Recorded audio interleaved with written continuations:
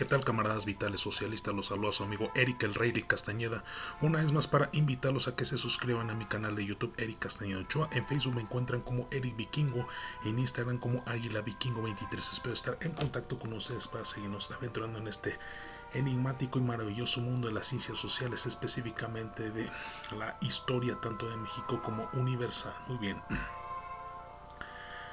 Hoy en la Historia Universal vamos a continuar hablando, vamos a hablar acerca de la contrarreforma religiosa, es decir, que fue la reacción, es decir, la respuesta de la Iglesia Católica en contra de la reforma protestante de Lutero, que tenía como objetivo debilitar a la Iglesia Católica. Y entonces la Iglesia Católica, esta misma, valga la redundancia, buscó de una u otra manera evitar el avance de las ideologías protestantes que Lutero andaba difundiendo por gran parte de Europa occidental, siendo ahora sí que el epicentro en Alemania. Sí. Vamos a decir el epicentro porque fue ahora sí que un terremoto que le causó a la Iglesia Católica este movimiento protestante de Lutero. Entonces, obviamente la Iglesia Católica no se iba a quedar de brazos cruzados y de una u otra manera reacciona a este movimiento protestante de Martín Lutero, y en el cual consistió justamente en la renovación de la Iglesia Católica, valga la redundancia, y que prácticamente se llevó a cabo su reestructuración. De hecho, esta contrarreforma comienza con la celebración del Concilio de Trento, encabezado por el Papa Paulo III, y en ese Concilio de Trento se dictaron las bases, es decir, toda esa normatividad que ha regido a la Iglesia por los siglos de los siglos, como dice la misma oración. Es decir, en este Concilio de Trento se dictaminó todo ese entorno que ha enarbolado a la Iglesia Católica históricamente, y entre lo que sobresale está lo que es la confesión, que de hecho el protestantismo denigraba a la confesión. O sea, según la doctrina protestante, la confesión debía ser entre el feligres y el ser supremo, mientras que en esta contrarreforma consistió prácticamente que la confesión se debía dar en una relación personal entre el feligres y el sacerdote, que de hecho en este concilio se buscó fortalecer la figura sacerdotal y al mismo tiempo la figura del Papa como el máximo, es decir, el máximo líder de la Iglesia Católica, cosa que la doctrina protestante prácticamente lo desconocía por completo. ¿Sí? O sea, para el protestantismo, el Papa no era más que simplemente el obispo de Roma, mientras que la Iglesia reacciona a ese postulado diciendo: no, el Papa es la máxima autoridad, la máxima cabeza de la Iglesia Católica, y así habría que reafirmarlo. Es como se dictaminaba en el Concilio de Trento. Y otro de los aspectos importantes a destacar en lo que consistió esta contrarreforma, que fue la creación de seminarios, con el fin de que se formaran cada vez más clérigos, más religiosos, que llevaran a cabo la labor de predicación del catolicismo.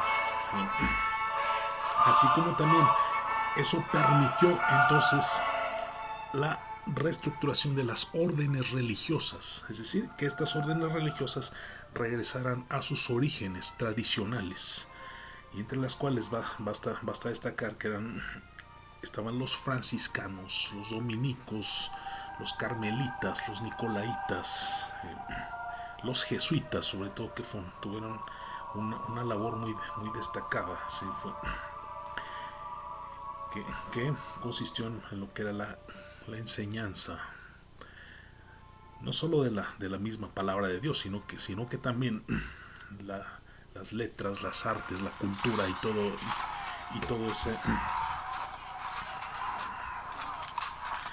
ese entorno que ha destacado a la Iglesia durante siglos. Y eso es uno de los aspectos importantes con los que se fortaleció las órdenes religiosas, ir a predicar, que de hecho Santo Domingo Guzmán, cuando antes de fallecer, les encargó a sus discípulos predicar y ser humildes. Todo lo contrario, sí predicaron, pero no fueron humildes, fueron los más acaudalados, fueron los que adquirieron cada vez mayores riquezas. Entonces ahí retomaríamos entonces todo lo que se dictaminó en el Concilio de Trento, en los cuales se fortalecía la figura de los religiosos, clérigos y laicos frente a la sociedad, como figuras centrales de la Iglesia Católica, así como también el nombramiento de obispos y cardenales como los máximos no solo administradores, sino también los grados altos en la diócesis, que al mismo tiempo eran, ahora sí que la conexión con el máximo pontífice que era el Papa. Entonces se buscó de una u otra manera fortalecer eso, y de una u otra manera lo mantuvo el catolicismo. Al mismo tiempo, lo que es la celebración de sacramentos, las fiestas patronales, la adoración de los santos, esa fue más que todo la rebelión. Ahora sí que repelió el ataque del protestantismo, porque el protestantismo desconocía la figura de los santos, que consideraba como ídolos que no tenían ningún valor, ¿sí? A tal grado que incluso hasta desconocían la figura de María, que decían que no debía rezársele ni dedicársele tantas alabanzas y todo ese contexto. Entonces la respuesta de la Iglesia Católica no, es que sí, se le deben adorar a todos y cada una de las figuras religiosas que representan la fe cristiana, y al mismo tiempo llevar a cabo las fiestas patronales, algo que el protestantismo consideró como un acto pagano. Sí, o sea, para el protestantismo no se debía adorar a los ídolos, porque es algo que no era del agrado del Ser Supremo. Sí, es una cuestión verdaderamente polémica, que mantuvo esa enorme confrontación entre el catolicismo y el protestantismo, que fue la gran confrontación de la época en estos dos acontecimientos. O sea, viene Lutero con su reforma protestante, reacciona la Iglesia Católica con su contrarreforma. Y otro de los aspectos a destacar es lo que es, como les decía, la confesión, que la Iglesia Católica lo ha catalogado como el examen de conciencia, y que habría que confesar los pecados y todas las faltas cometidas a un sacerdote. ¿Sí? Entonces, una forma de reafirmar la figura sacerdotal en la Iglesia Católica. Otro aspecto importante fue lo que es la cuestión del misticismo. Es decir, la reafirmación del misticismo, que es la conexión de el alma con la fe, mediante las misas, los rezos y sobre todo el rosario, algo que el protestantismo repudiaba por completo.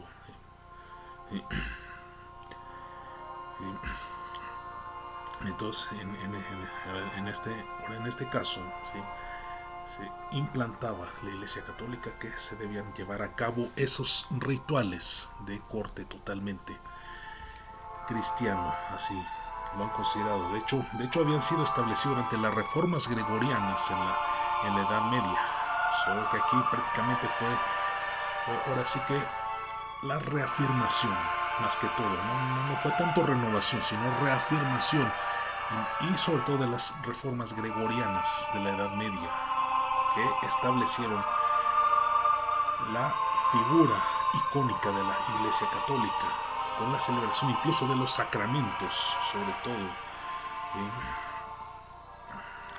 Y basta destacar sobre todo las figuras de los pontífices, principalmente Pío V, quien fue uno de los primeros papas que construyeron escuelas y hospitales para la feligresía, aunque basta destacar que en ese sentido era más que todo para la clase pudiente.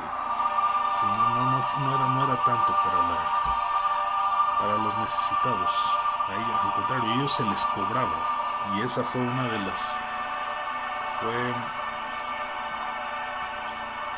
de los contras que tuvo, y que Lutero prácticamente repudió de la Iglesia Católica. O sea, que prácticamente hacía negocio tanto con la fe como con la misma salud. Y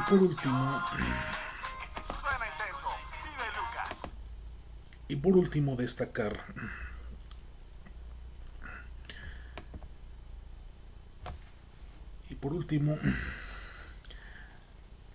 la creación de la Santa Inquisición, que de santa no tenía absolutamente nada.